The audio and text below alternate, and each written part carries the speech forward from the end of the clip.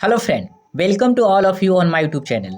दोस्तों, BPSC mains exam के लिए मैं जो आपको संभावित एसए और जीएस सेक्शन से शॉर्ट क्वेश्चन जो करा रहा हूं, आज उस कड़ी में हम लोग जीएस 2 सेक्शन से इकोनॉमिक्स ज्योग्राफी वाले पार्ट का शॉर्ट क्वेश्चन करने का प्रयास करेंगे। दोस्तों, आज हम लोग 4 क्वेश्चन करेंगे इकोनॉमिक्स और ज्योग्राफी का शॉर्ट क्वेश्चन। तो चलिए देखते हैं कौन सा क्वेश्चन हम लोग करेंगे। देखिए, निम्नलिखित पर संक्षिप्त टिप्पणी लिखे, ऐसे ही शॉर्ट क्वेश्चन में आपको लिखा हुआ आएगा। तो पहला क्वेश्चन हम लोग देखिए क्या करेंगे। बिहार में खाद्य प्रसंस्करण उद्योग की संभावना बताएं, इस पे टिप्पणी करना है आपको। भारतीय अर्थव्यवस्था में बुनियादी अवसंरचना का महत्व बताएं, इस पे आपको टिप्पणी करना है।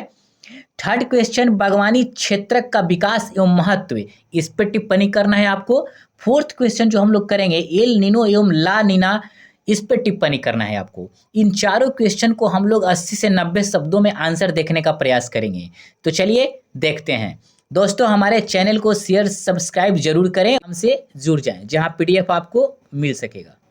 तो चलिए फर्स्ट क्वेश्चन को हम लोग देखते हैं। देखिए, आज का जो हमारा पहला क्वेश्चन है जिस पे हमको टिप्पणी करना है, वह बिहार में खाद्य प्रसंस्करण उद्योग की संभावना, अर्थात इस पे टिप्पणी करना है और हमें 80 से 90 शब्दों में इसका आंसर करना है, एक बेस्ट आंसर। इसमें आप भूमिका बता देंगे, फिर बॉडी पार्ट बता देंगे, फिर एक इसकी आलोचना कर देंगे या सीमा बता देंगे और फिर निष्कर्ष आपका आंसर हो जाएगा। तो चलिए देखते हैं।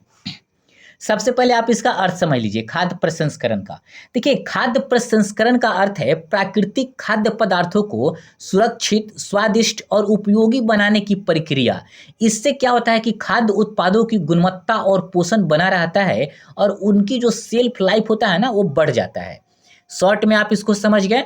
अब चलिए हम लोग लिखेंगे कैसे। देखिए, बिहार एक कृषि प्रधान राज्य है जहां धान, गेहूं, मक्का, लीची, आम और मखाना का व्यापक उत्पादन होता है। इन उत्पादों को बेहतर उपयोग के लिए खाद्य प्रसंस्करण उद्योग महत्वपूर्ण भूमिका निभा सकता है। अब देखिए, बिहार में जो उत्पाद होता है वह खाद्य प्रसंस्करण उद्योग को कैसे बढ़ावा देता है। तो देखिए, बिहार जो एक्चुअली है ना, कृषि उत्पादों में एक प्रकार से समृद्ध राज्य है। आप देखेंगे यहाँ बड़ी मात्रा में मक्का, चावल, गेहूं, आलू, चीनी, आम, केला, मखाना आदि का उत्पादन होता है। यदि इन उत्पादों का सही तकनीक से प्रसंस्करण किया जाए तो आप देखेंगे कि इनके मूल्य में काफ़ी ज़्यादा वृद्धि हो जाती है और इसका फायदा कहीं ना कहीं किसानों को एक बेहतर आय के रूप में प्राप्त होगा। आप उदाहरण के लिए एक चीज़ समझिए, मखाने से स्नैक्स बनाया जा सकता है, लीची से जूस बनाया जा सकता है, आलू से चिप्स बनाया जा सकता है और इससे खाद्य प्रसंस्करण उद्योग को बड़े पैमाने पर बढ़ावा मिलेगा।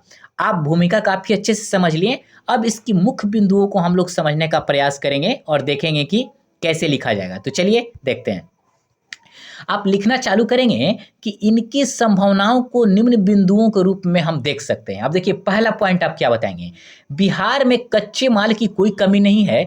कृषि और बागवानी उत्पादन की विविधता खाद्य प्रसंस्करण के लिए अनुकूल वातावरण प्रदान करती है। अब इसको ऐसे समझिए। देखिए, बिहार की जो क्लाइमेट है ना, मतलब जलवायु, और जो यहाँ की मतलब उर्वर भूमि है, वह फसलें उगाने के लिए एक प्रकार से बेहतर वातावरण उपलब्ध कराती है। आप देखेंगे यहाँ रबी, खरीफ दोनों तरह की फसलें होती है। आप देखेंगे जिससे कच्चा माल की यहाँ पर कोई भी कमी नहीं होता। इसके अलावा यहाँ लीची, आम, केला, मखाना, मशरूम का बड़े पैमाने पर उत्पादन होता है। इसीलिए इसे खाद्य प्रसंस्करण उद्योग के उपयोग में मतलब लाकर बिहार को एक प्रमुख खाद्य निर्यात केंद्र के रूप में बनाया जा सकता है। अब देखिए, सेकंड पॉइंट हम लोग देखेंगे। सरकार की पीएलआई योजना और बिहार की खाद्य प्रसंस्करण नीति इस उद्योग को बढ़ावा देने में सहायक है। सबसे पहले आपके दिमाग में आ रहा होगा कि यह पीएलआई योजना क्या है, तो इसका पहले आप फुल फॉर्म समझिए। पीएलआई का फुल फॉर्म होता है प्रोडक्शन लिंक्ड इंसेंटिव, हिंदी में इसको बोलते हैं उत्पाद आधारित प्रोत्साहन योजना। आप इसका फुल फॉर्म समझ लिए। अब पीएलआई योजना है क्या, इसको ऐसे समझते हैं। देखिए, प्रोडक्शन लिंक्ड इंसेंटिव सरकार की एक प्रोत्साहन योजना है जिसके तहत विभिन्न उद्योगों को उत्पाद बढ़ाने पर एक प्रकार से गवर्नमेंट वित्तीय सहायता देती है। और खाद्य प्रसंस्करण उद्योग में जो यह योजना है पीएलआई, इससे बिहार के उद्यमियों को सब्सिडी, टैक्स में छूट, आधुनिक तकनीकों का मदद मिलता है, जिससे यहाँ के किसान एक प्रकार से गुणवत्ता वाले उत्पाद बना सकते हैं और अपने निर्यात को बड़े पैमाने पर बढ़ा सकते हैं। आप समझ गए। अब देखिए तीसरा पॉइंट हम लोग क्या लिखेंगे, बिहार में कई राष्ट्रीय राजमार्ग और गंगा जल मार्ग मौजूद है जिससे उत्पादों की आसान ढुलाई संभव है। अब देखिए राष्ट्रीय राजमार्ग और जो जल मार्ग होता है कैसे मतलब सामानों को ढुलाई में मतलब आसान मतलब रास्ता प्रदान करता है। तो देखिए बिहार में राष्ट्रीय राजमार्ग भी बड़े पैमाने पर बन भी रहे हैं।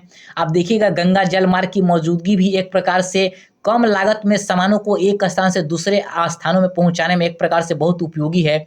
इससे किसानों को क्या होगा, देखिए किसानों को उनको एक प्रकार से परिवहन की सुविधा मतलब बहुत बड़े पैमाने पर मिलेगी, और जब बड़े पैमाने पर मिलेगी तो इससे किसानों और खाद्य उद्योग से जो उद्यमी जुड़े होते हैं उनको बाजार तक पहुंचने में बहुत ही आसानी प्राप्त होगी। अब आप समझ गए। अब इसकी आप एक कमियां बता देंगे, मतलब इसकी सीमाएं, मतलब इस खाद्य प्रसंस्करण उद्योग की संभावना जो है उसकी क्या सीमाएं हैं, तो चलिए देखते हैं। हालांकि बिहार में अपार संभावनाएं हैं, लेकिन पूंजी निवेश की कमी, अपर्याप्त कोल्ड स्टोरेज और आधुनिक तकनीकों की अनुपस्थिति इस क्षेत्र के विकास में बाधा बनी हुई है। इसको ऐसे समझिए, बिहार में वैसे तो खाद्य प्रसंस्करण की बड़े स्तर पर संभावना है, लेकिन आप देखेंगे यहाँ पूंजी निवेश की कमी है, आधुनिक कोल्ड स्टोरेज की कमी है, उन्नत तकनीकों की कमी है, जिससे क्या होता है कि फल फसलें जो भी होता है वो बहुत जल्दी खराब हो जाता है। इसका कहीं ना कहीं किसान को नुकसान झेलना पड़ता है। यदि इन चुनौतियों को दूर कर दिया जाए तो खाद्य प्रसंस्करण उद्योग में तेजी से बढ़ावा मिलेगा, अर्थात वह तेजी से डेवलप हो सकता है। फिर इसका एक अच्छा सा निष्कर्ष बता देंगे और इसका आंसर आपका हो जाएगा। तो देखिए निष्कर्ष क्या लिखेंगे, यदि सरकार आधुनिक कोल्ड स्टोरेज, लॉजिस्टिक और बाजार तक बेहतर पहुंच सुनिश्चित करे तो बिहार खाद्य प्रसंस्करण के क्षेत्र में देश का अगला बड़ा हब बन सकता है। आप इसको बहुत बेहतर ढंग से समझ गए। कहने का मतलब है सरकार यदि इन चुनौतियों को दूर कर दे तो बिहार जो है बिहार में खाद्य प्रसंस्करण का जो उद्योग है वो तेजी से फल फूल सकेगा। अब नेक्स्ट क्वेश्चन हम लोग देखने का प्रयास करेंगे शॉर्ट। नेक्स्ट क्वेश्चन हमारा क्या है, भारतीय अर्थव्यवस्था में बुनियादी अवसंरचना का महत्व। अब इस पे टिप्पणी करना है। चलिए इसको कैसे लिखेंगे, आप सबसे पहले आप समझिए, इसको बुनियादी अवसंरचना को समझिए। आपको बखूबी पता होगा बट मेरा काम है सिंपल वे में समझा देना, क्योंकि कुछ वैसे भी विद्यार्थी होंगे जिनको थोड़ा सा कम समझ में आ रहा होगा।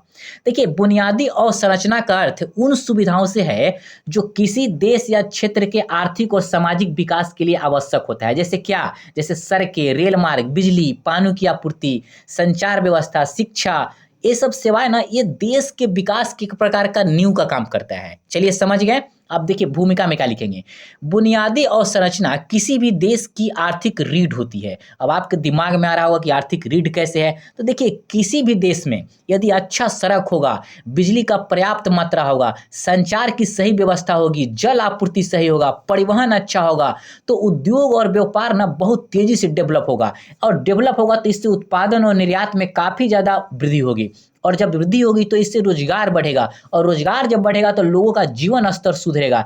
इसीलिए बुनियादी अवसंरचना किसी भी देश की आर्थिक शक्ति के लिए मजबूत स्तंभ का काम करती है, मतलब एक पिल्लर के रूप में, जो बहुत ही जरूरी है।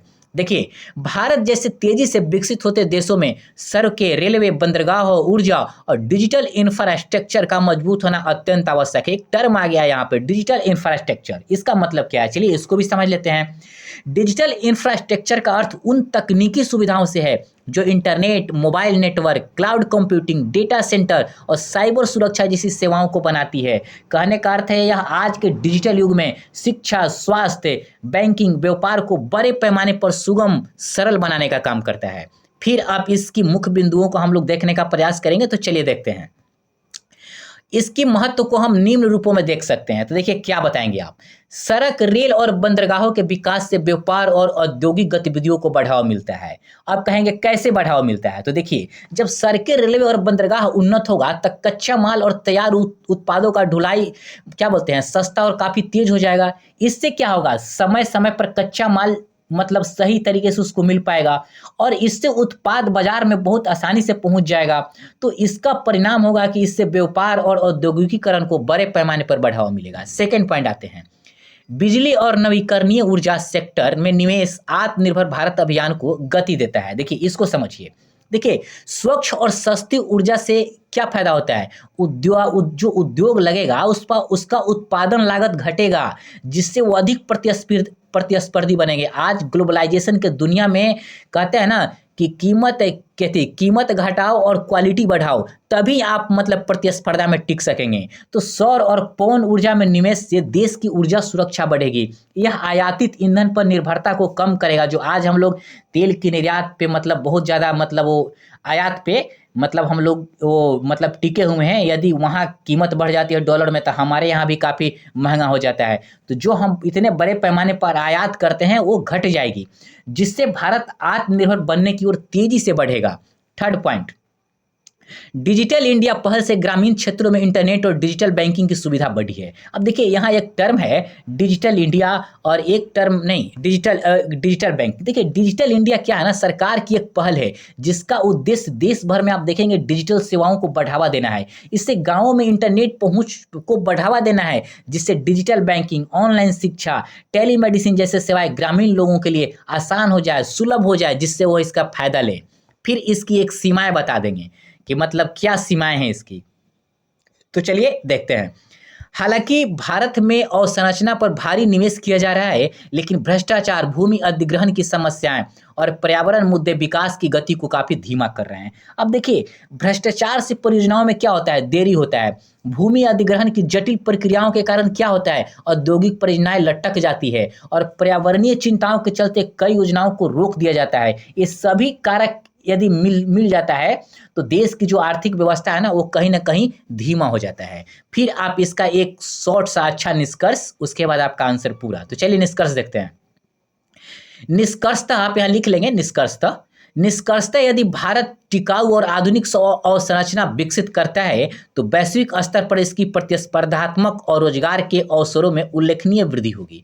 अब देखिए यदि भारत में आधुनिक सड़क बन जाएगा, रेलवे, बंदरगाह, बिजली, डिजिटल सुविधाएं उन्नत स्तर की हो जाएगी तो विदेशी कंपनियां यहाँ निवेश करेगी, और जब वह निवेश करेगी तो यहाँ बड़े पैमाने पर नौकरियां पैदा होगी, और जब नौकरी पैदा होगी तो भारतीय कंपनियां जो वैश्विक बाजार में अधिक प्रतिस्पर्धी बनेगी, और इससे क्या होगा, टिकाऊ विकास होगा, और टिकाऊ विकास से एक प्रकार से पर्यावरण भी सुरक्षित होगा और भारत की अर्थव्यवस्था बड़े पैमाने पर मजबूत होगी। दोस्तों आपका यह सेकंड क्वेश्चन का भी आंसर हो गया। अब हम लोग थर्ड क्वेश्चन के आंसर की तरफ चलेंगे।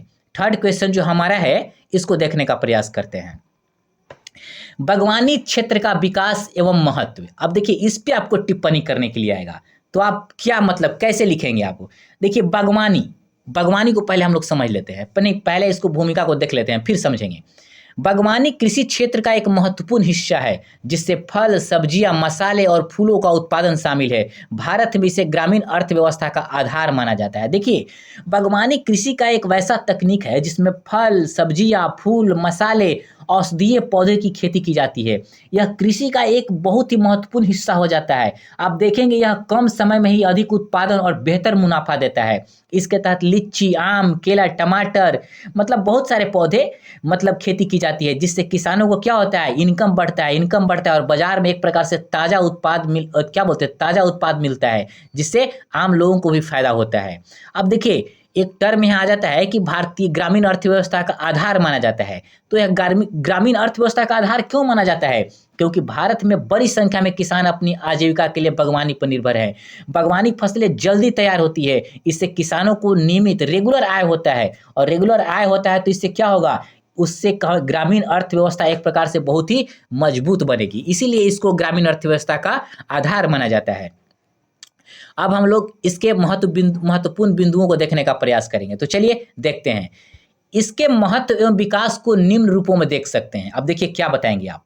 बागवानी उत्पादों की मांग बढ़ रही है, जिससे किसानों की आय में वृद्धि हो रही है। अब देखिए बागवानी उत्पादों की मांग क्यों बढ़ रही है, क्योंकि आजकल लोग स्वास्थ्य के प्रति अधिक जागरूक हो रहे हैं। लोग पोषक तत्वों से भरपूर फल, सब्जियां को मतलब वो सेवन करना चाह रहे हैं, खाना पसंद कर रहे हैं। इसके अलावा आप देखेंगे कि बदलती जीवन शैली मतलब प्रसंस्कृत खाद्य पदार्थों की एक प्रकार से मांग को बढ़ा रहा है, और इसलिए बागवानी उत्पादों की मांग बड़े पैमाने पर बढ़ रही है। सेकंड, सरकार की ऑपरेशन ग्रीन्स और राष्ट्रीय बागवानी मिशन इस क्षेत्र को बढ़ावा देने में सहायक है। देखिए ऑपरेशन ग्रीन्स क्या है, इसको समझते हैं। देखिए ऑपरेशन ग्रीन्स का मतलब है यह योजना टमाटर, प्याज और आलू के किसानों को सही दाम दिलाने और इन उत्पादों की एक प्रकार से उपलब्धता को सुनिश्चित करने के लिए बनाई गई है, जिससे भंडारण, परिवहन और विपणन में सहायता देती है। कौन? गवर्नमेंट किसानों को।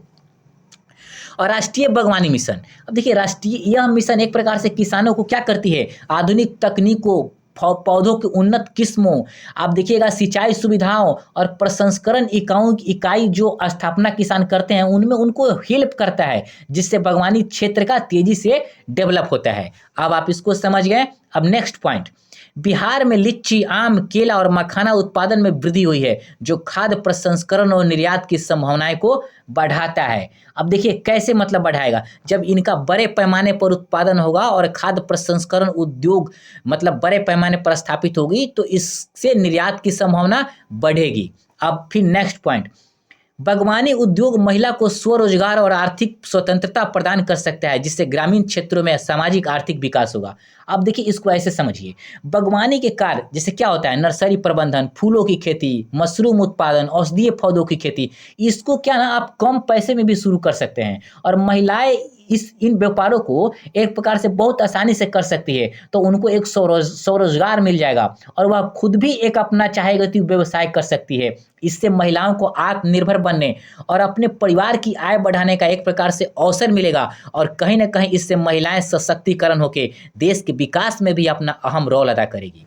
अब इसकी एक सीमा बता देंगे, देखिए सीमा क्या बताएंगे, यद्यपि अत्यधिक जल उपयोग, जलवायु परिवर्तन, कोल्ड स्टोरेज की कमी बागवानी क्षेत्र के लिए एक बड़ी चुनौती है। देखिए बागवानी फसल के एक्चुअली जल क्यों ज़्यादा लेता है, क्योंकि बागवानी फसलों को अच्छी गुणवत्ता और बेहतर उपज के लिए आप देखेंगे पर्याप्त जल की जरूरत होती है, नहीं तो फल और मतलब क्या बोलते हैं पानी इसको बड़े पैमाने पर चाहिए। आप ऐसे समझिए फल सब्जियां आप देखेंगे जहां नमी वाला वातावरण होता है ना क्लाइमेट, वहां पर ज़्यादा बेहतर से उगती है और इनको सिंचाई की भी एक प्रकार से आवश्यकता होती है बड़े पैमाने पर। लेकिन आजकल क्या हो रहा है, क्लाइमेट चेंज के कारण अत्यधिक गर्मी, अनियमित बारिश, सूखा जैसी समस्याएं आप देखेंगे बागवानी उत्पादनों को एक प्रकार से प्रभावित कर रही है, जिससे कहीं ना कहीं किसानों को नुकसान उठाना पड़ रहा है। यह इसकी एक सीमा है। फिर इसका एक बेस्ट निष्कर्ष देखिए, यहाँ पे निष्कर्षता आप लिख देंगे, निष्कर्षतः बागवानी क्षेत्र में वैज्ञानिक खेती, जल प्रबंधन और प्रसंस्करण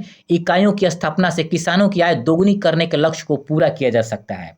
अब देखिए कहने का मतलब है कि वैज्ञानिक खेती करेंगे, उन्नत बीज, जैविक खाद, कीट नियंत्रण, हाईटेक ग्रीन हाउस जैसी तकनीकों से उत्पादकता क्या होगी, बढ़ेगी। जल प्रबंधन, अब देखिए ड्रिप सिंचाई, वाटर हार्वेस्टिंग जैसे तकनीक का प्रयोग करेंगे तो पानी इससे बचत होगा। प्रसंस्करण उद्योगों का सही तरीके से स्थापना करेंगे तो इससे क्या होगा, कुल मिलाकर किसानों को उत्पादन काफी हद तक बढ़ेगी। मतलब इन उपायों से किसानों की लागत कम होगी और इनकी आय दोगुनी हो जाएगी।